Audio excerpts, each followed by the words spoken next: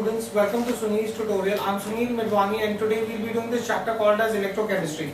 Let's see the quantitative aspect of Faraday's law.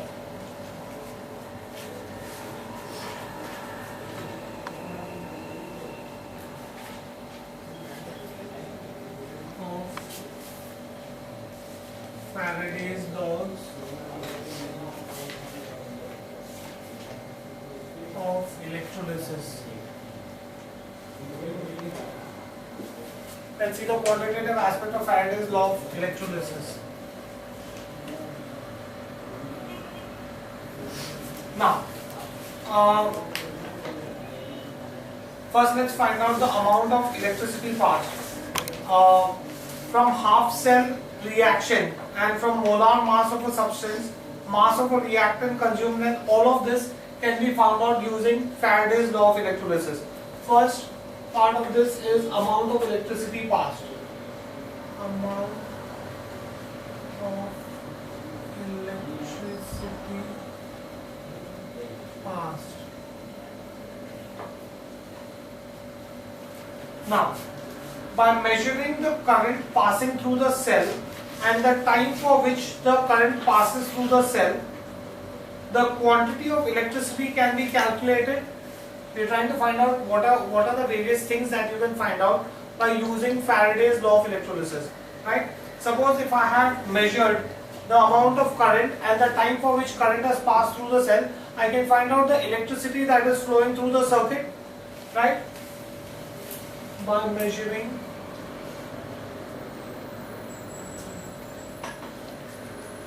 the current I passed through the cell,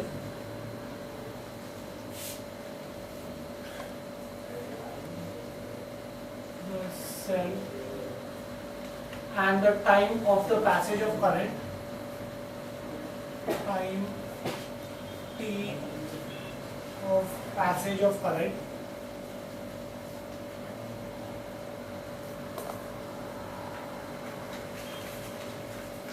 time t of passage of current. The quantity of electricity Q can be calculated. Quantity of electricity Q can be calculated.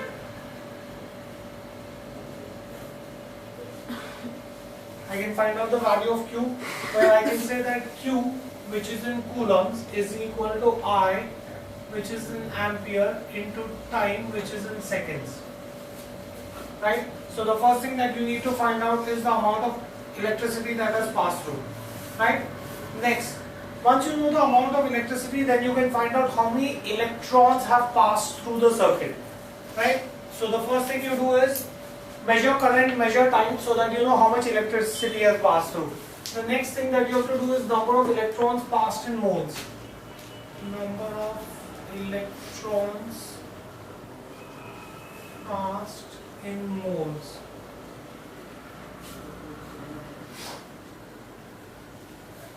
Now we know that the charge on as a charge of 1 mole of electron is equal to 1 Faraday.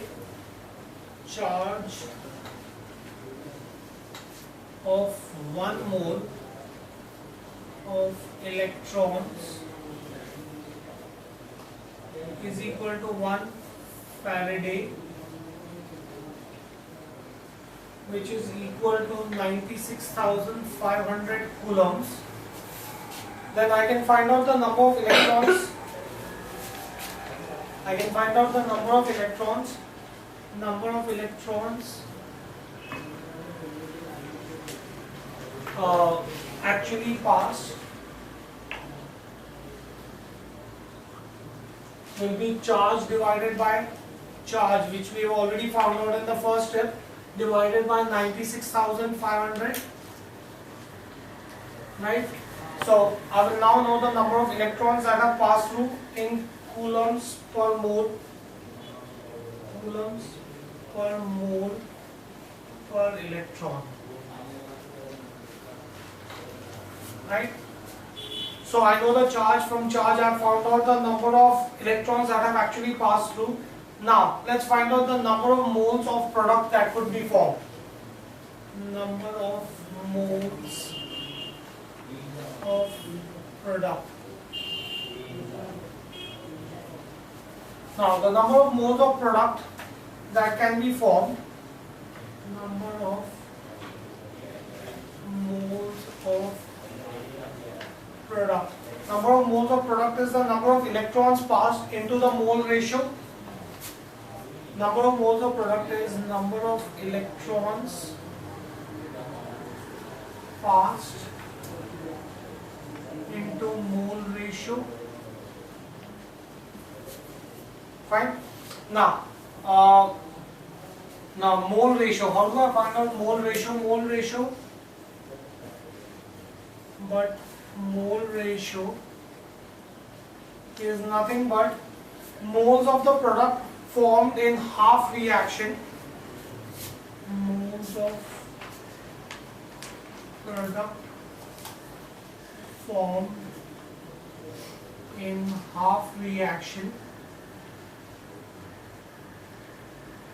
divided by moles of electrons required in half reaction. Moles of electrons required in half reaction. Right, that is called as the mole ratio. That means the number of moles formed on the product to the number of moles in the reactant side. Right? Thus, I can say that will give me the number of moles of the product that is going to be formed. Right? Next, this is by cross multiplying I got this. Next, let's find out the mass of the product formed.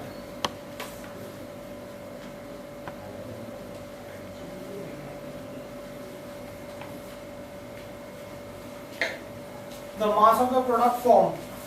I know what is my mole ratio. Once I have my mole ratio, I can say that mass of the product formed is number of moles of the product into the molar mass.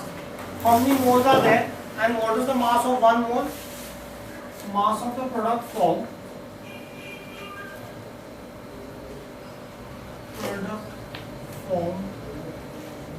is equal to number of moles of product formed. Number of moles of product formed into molar mass. Right?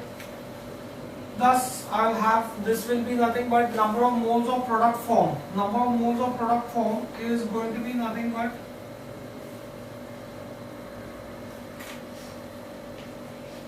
I into T upon 96,500 into mole ratio. This can be further written as number of moles of product formed is going to be nothing but your number of electrons passed, which is I into T upon 96,500 into mole ratio. Right? Now, I can therefore say that from Faraday's second law of electrolysis,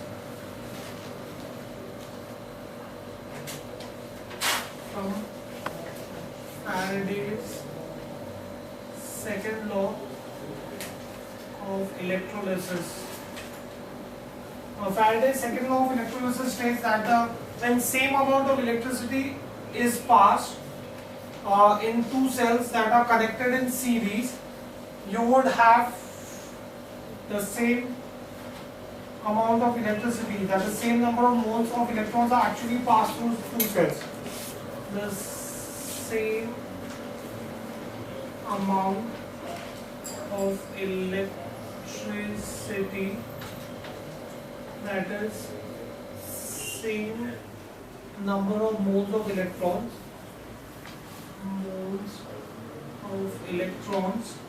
are actually passed through the two cells connected in series, are actually passed through the two cells connected in series. right? So in that case I can say that moles of X produced in one cell, since same amount of electricity is passing, should be equal to moles of electrons passed, moles of electrons, you already did this, that moles of a substance produces moles of electrons actually passed into mole ratio of X half reaction. That is the number of moles of X that are going to be produced in one cell. Similarly, you will have moles of Y produced in another cell. So I can say that moles of Y produced in another cell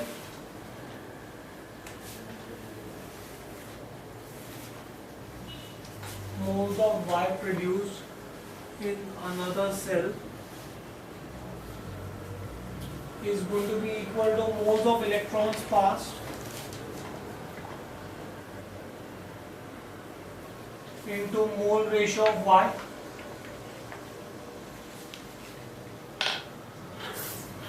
Mole ratio of Y half cell.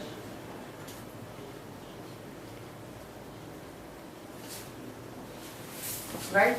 Now, in this case, I can therefore say that mole ratio of X, if I divide the two equations, I can therefore say that moles of X produced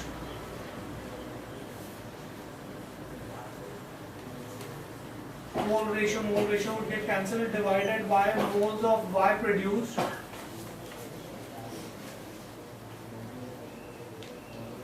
should be equal to mole ratio of X half reaction upon mole ratio of Y half reaction. Because since the same amount of electricity is passing through both the cells by Faraday's second law, the moles of electrons passed through both the cells are going to be equal. So therefore I can say this is going to be equal to mole ratio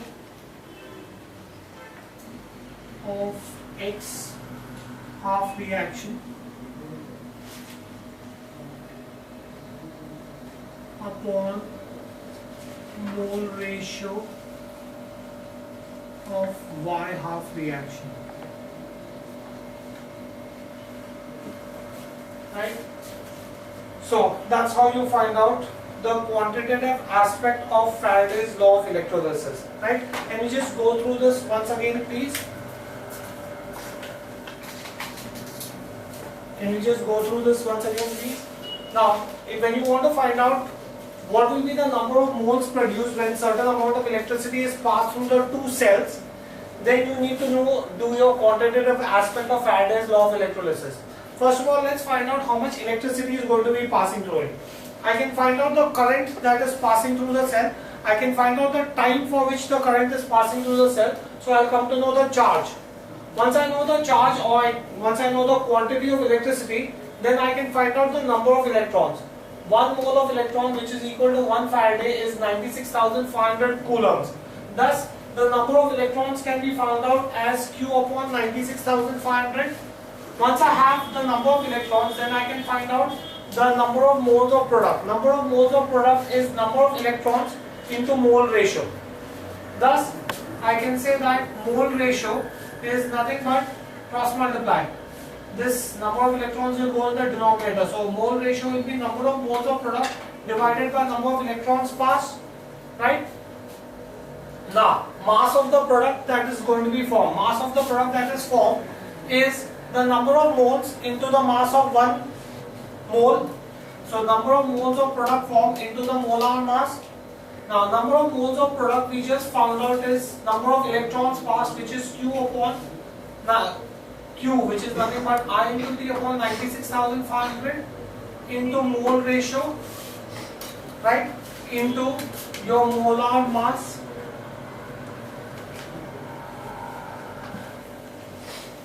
Right?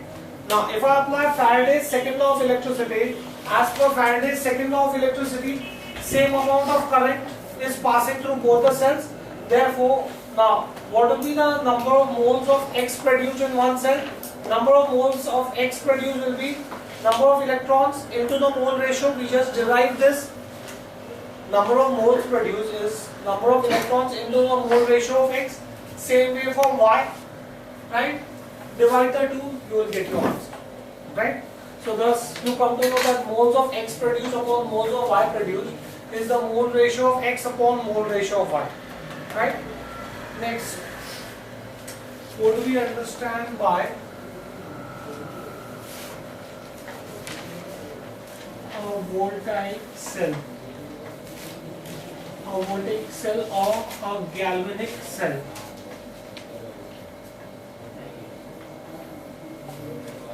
A voltaic cell or a galvanic cell. Now, it is a cell where spontaneous redox reaction takes place to produce electricity. I think we have done this previously also, right? Where each cell consists of two half cells, where a metal strip is dipped in a solution containing its own ions, right? The metal strip is called as the electrode, which is connected externally with the help of metallic wire or with the help of a salt bridge, right? So what is a voltaic cell? In this cell,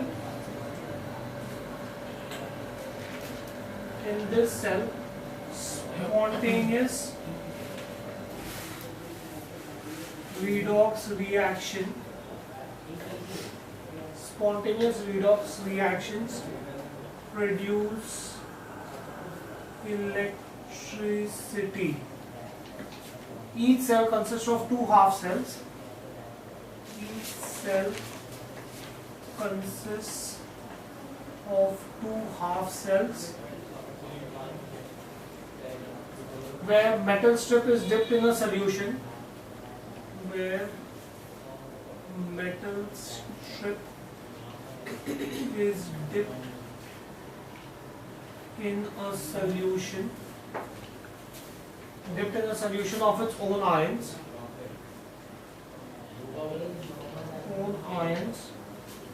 with known concentration.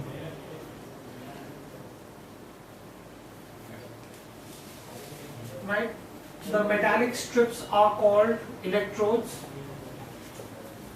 The metallic strips called electrodes are connected by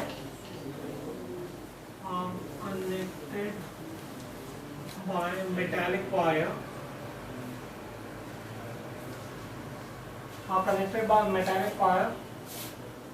And the two solutions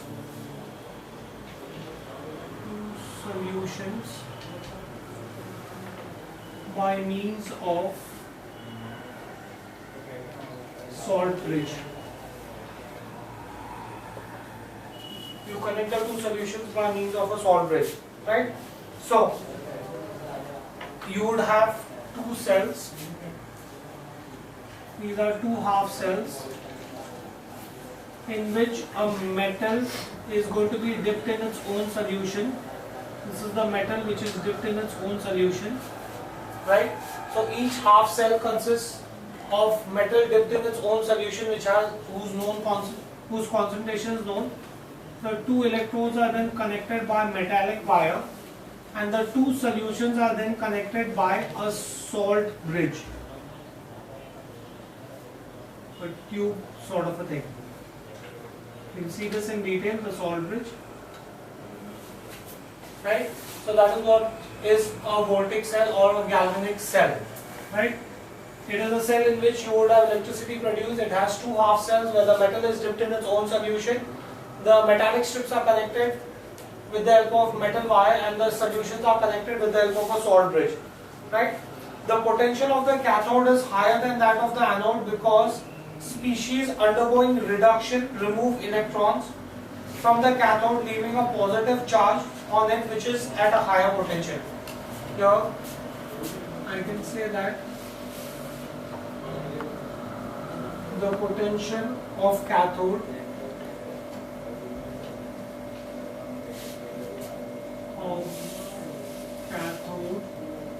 is higher. The potential of cathode is higher than that of anode higher than that of anode because species undergoing reduction. We had seen this that in half cell you have reduction and oxidation reaction taking place simultaneously. Undergoing reduction. Species undergoing reductions remove electrons from cathode. Remove electrons from cathode. Remove electrons from cathode, leaving positive charge on it. Leaving positive charge on it, which corresponds to a high potential. Which corresponds to a high potential. Right, that was at the cathode. Now at the anode, oxidation involves transfer of electrons to the electrode. Oxidation involves transfer of electrons to the anode. You would have transfer of electrons to the anode.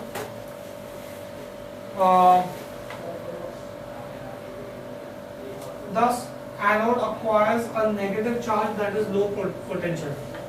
Thus, anode acquires a negative charge and low potential. Right? Hence, anode is negative and cathode is the positive potential. In a voltaic cell, you would have anode will be your negative terminal, whereas cathode will be your positive electrode. Hence, anode is negative and cathode is positive electrode. Right? Now while we were doing the voltaic cell, we spoke about the salt bridge. What is a salt bridge?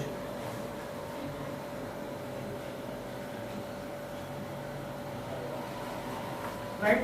Now a salt bridge consists of a U-tube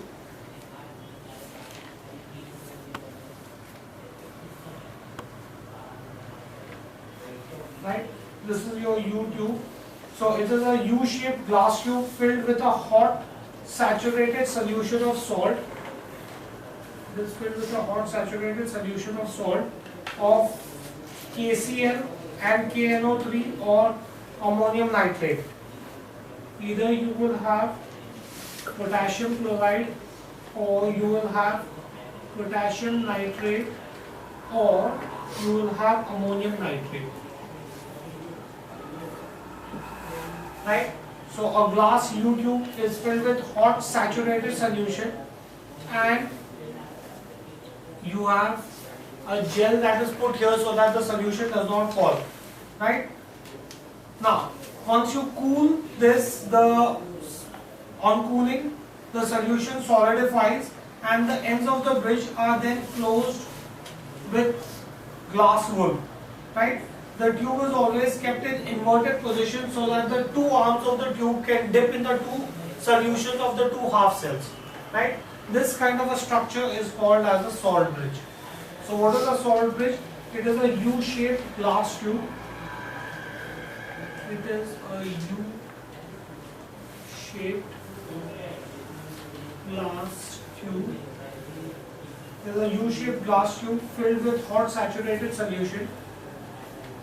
Filled with hot saturated solution of a salt like say KCl, KNO3 or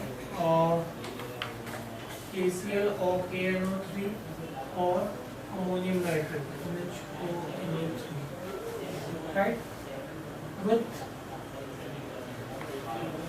5% agar gel, right? Now, and allow to cool. Allow to cool, right? Once you've done this, because of the gel, what will happen is that the solution would solidify once it cools. On cooling, it sets to solid. On cooling, it sets. On cooling, it sets to solid. Right? Now, the two ends of the bridge are then closed by glass wool plugs. Two ends of the bridge are closed by glass wool plugs. Right? Once you've done this, the tube is then kept in inverted position. The tube is kept in inverted position. Inverted position so that each arm dips in a half cell. Each arm dips in a half cell. Right? Now, why do I need this salt bridge? Right? Functions of salt bridge. Functions of salt bridge. Right? In terms of function, a salt bridge is used to connect two half cells. It is used to connect two half cells. Connect two half cells.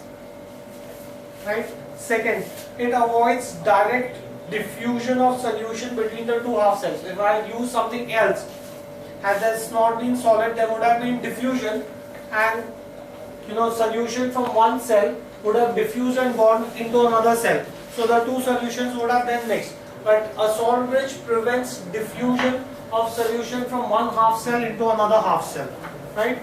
So it avoids direct diffusion. Avoids direct diffusion of solutions between the two half cells. Two half cells, but maintains electrical contact.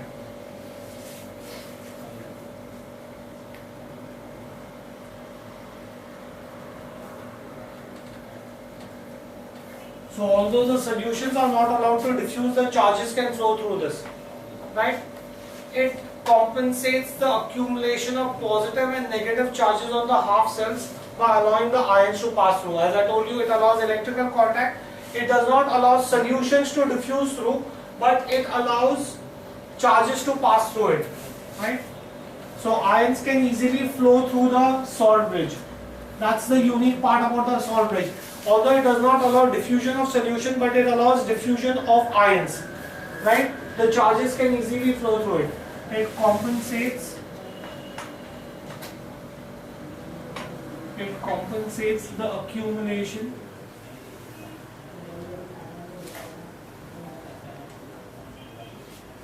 of positive and negative charges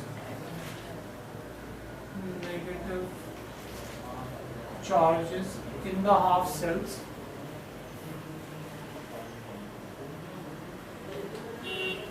by allowing the ions to pass through it. Ions to pass through it. Right? Next, it permits electrical contact. I already told you between the two solutions by ionic conductance. It permits electrical contact between the two solutions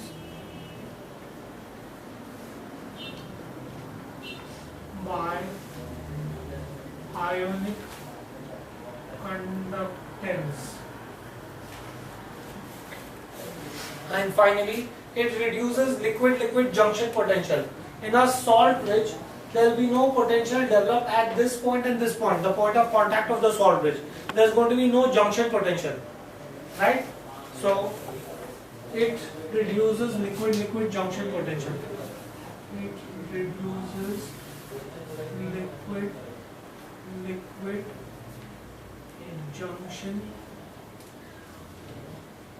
potential. Right? Now, suppose if I have to represent a cell, how do I represent a cell? Symbolic representation of a cell. Representation of a galvanic cell. Representation of a galvanic cell.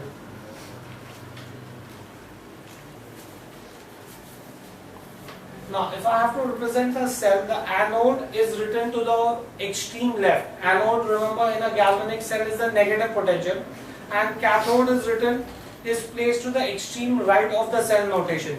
First, I'll give you the points and then I'll write it and show it to you. Right? Anode,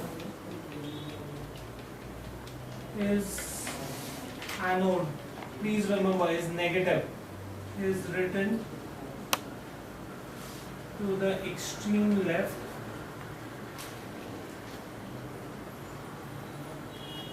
and cathode, in a galvanic cell, cathode is positive, is placed at the extreme right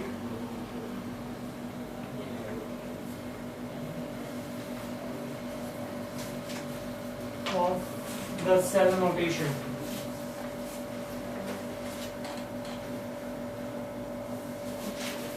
Right?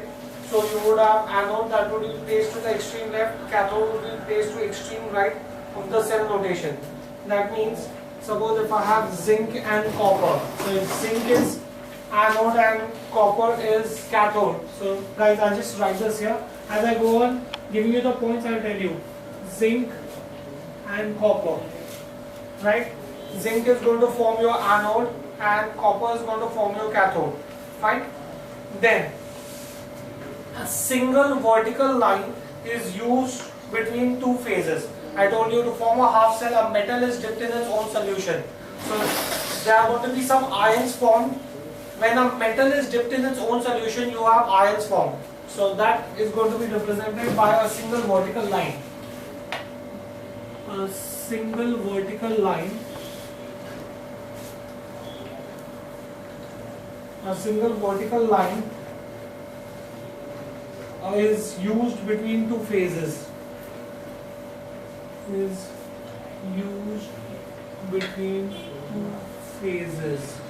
A single vertical line is used between two phases, and the aqueous solution of ions is indicated. Aqueous solution of ions to indicate the direct contact, and the aqueous solution of ions to indicate direct contact. I want to show that there is a direct contact between the metal and the metal ions. To show that there is a direct contact between the metal and the metal ions, I have to show a single vertical line. A single vertical line would indicate that there is a direct contact between the metal and the metal ions. Right? Now when zinc is dissolved in some zinc solution, say zinc sulfate solution, that will give rise to zinc ion. So that is Zn2+. Similarly, when copper is dipped in some copper solution, say copper sulfate, that will give you copper ions. Right? That will give you Cu2+. Right?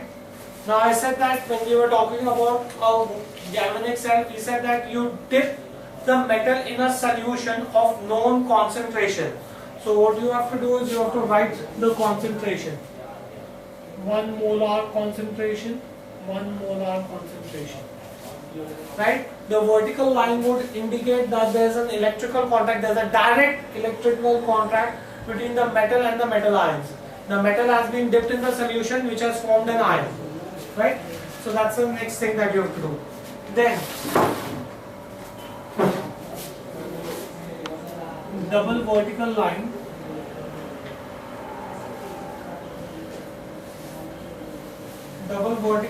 is used between the two solutions,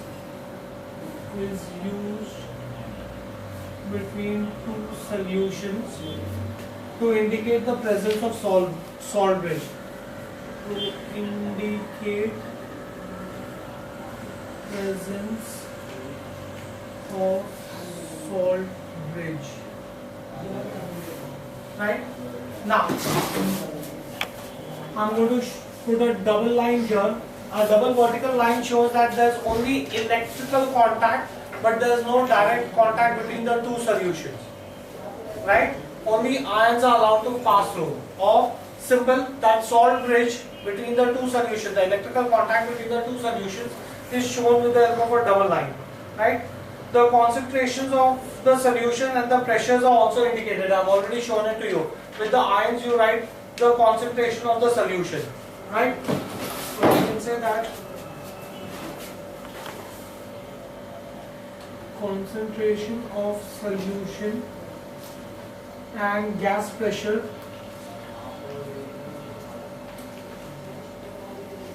are indicated. You show the concentration of the solution and gas pressure. The ions in the same phase are separated by comma. The ions in same phase are separated by comma. Suppose if I had, two ions formed in a solution, then I would write the two ions separating them by a comma. Right? For a single half cell, the aqueous solution of the ions, for a single half cell,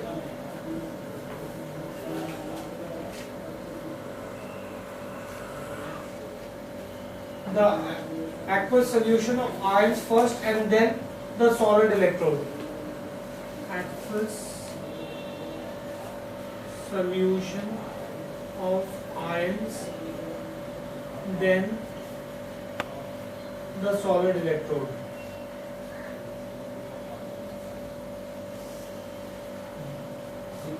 What I showed you was when you are showing an entire cell. But suppose if I am not showing an entire cell, I want to represent only a half cell. If I want to represent only a half cell, how will I represent only a half cell? In that case, first I will show ions.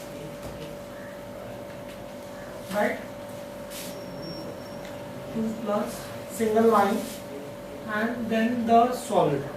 So if you want to represent only a half cell, you don't want to show an entire cell, you want to show only a half cell, in that case you will first write the aqueous solution and then the solid electrode. So that's the method of representing a half cell. Right? Now, how does this half cell work?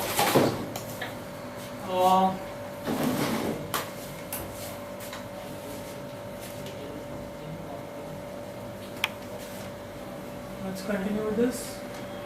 Writing of cell reaction.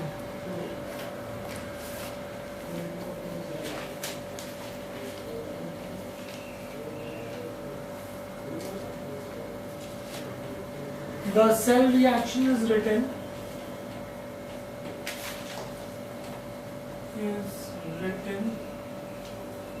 by assuming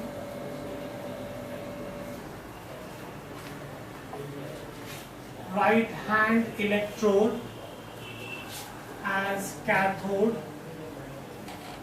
and left hand electrode as anode. We've already written the cell reaction. No, we've already represented a cell Now when I have to write the reaction, I'm going to represent, when I have to write the cell reaction, I'm going to assume the right hand electrode as cathode and the left hand electrode as anode. Fine. So in that case, I can say that your zinc in this case will be anode and copper is going to be cathode. Fine, do we get this thing here? The electrons flow spontaneously from left to right. Electrons flow spontaneously from left to right. Right? That is from anode to cathode. Anode to cathode. Right?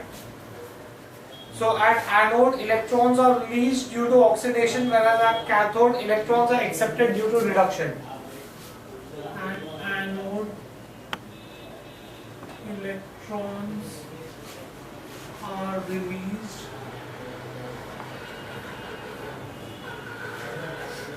that's oxidation, and whereas at cathode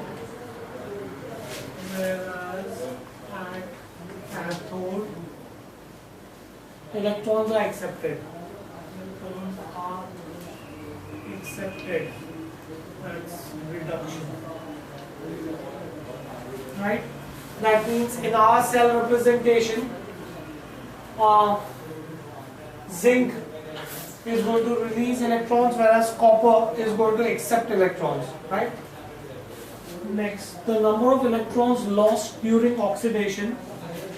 The number of electrons lost during oxidation is equal to the number of electrons gained. Number of electrons gained during reduction.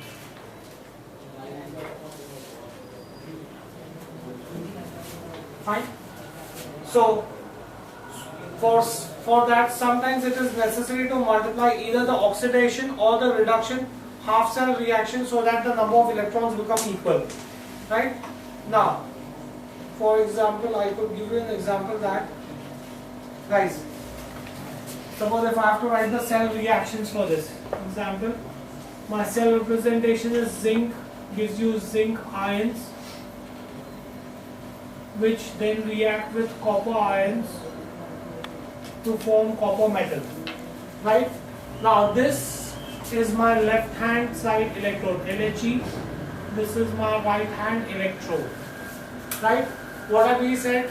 That the cell reaction is assumed, cell reaction is written assuming that the right hand electrode is cathode and the left hand electrode is anode. So this is going to be assumed as anode and this is assumed as cathode. Fine. So in that case, when I have to write cell reaction, I can say at anode you would have zinc solid.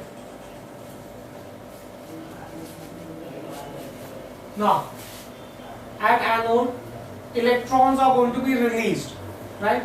Zinc solid will get converted into zinc ions and will release the electrons. At anode, electrons are going to be released, right? That is your half cell reaction, which is my oxidation reaction.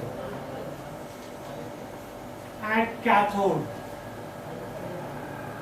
electrons are going to be accepted. That means copper ions will accept the two electrons to form copper metal. Right? This is going to be my reduction half. Right? So whatever I have written, I have explained it to you.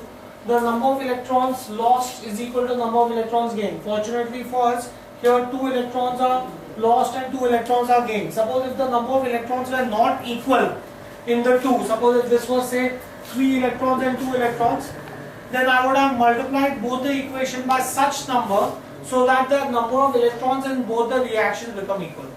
So that is how you would represent a cell reaction.